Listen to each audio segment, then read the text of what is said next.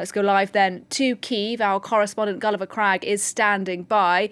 Gulliver, there's been some mixed messaging today from Russian officials over the status of Soledar. As of right now, do we know what's happening? Do we know who's in control?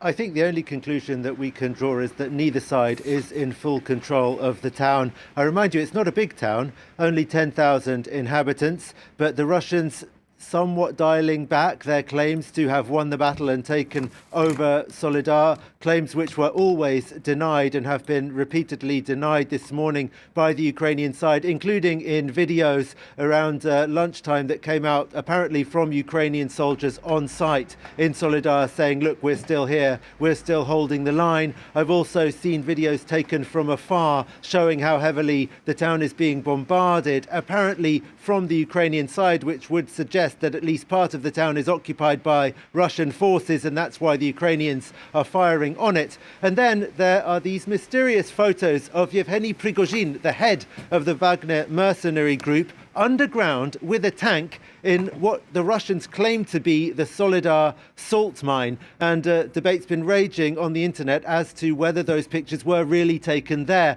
I've been in that salt mine many years ago, and it certainly doesn't look like what I saw. And so at first that was leading many people like me to conclude that they had set up these photos to make it look like he was there and actually he was somewhere else. But what it's then been pointed out is that there are actually 200 kilometers of tunnels that make up that salt mine. It's the largest in Europe, and large parts of it were never open to tourists or to journalists. So it's quite possible that Yevgeny Prigozhin is in a part of the salt mine somewhere. But if you think about it, 200 kilometers of tunnels means that its tunnels extend far beyond the limits of the town itself and can't be taken as proof that Yevgeny Prigozhin, the head of the Russian Wagner mercenary group, is actually in Soledar itself. We don't know if he's there then, Gulliver, but we do know there are Russian soldiers on the ground, many of them desperately trying to retake Soledar, along with those fighters from the Wagner group you were mentioning. So just explain to us why Russia is paying so much attention to Soledar. Why is it so important to them that they seize this town?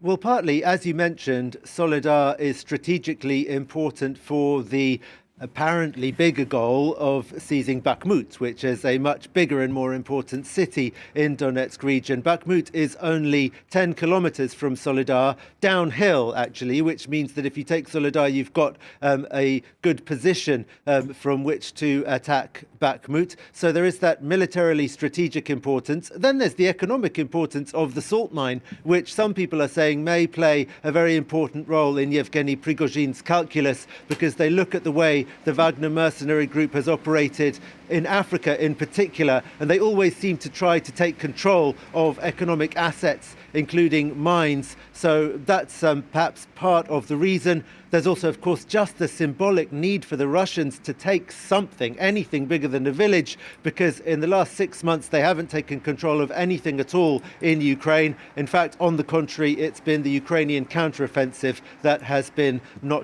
chalking up their successes. Gulliver Cragg, live in Kyiv. Thanks very much indeed.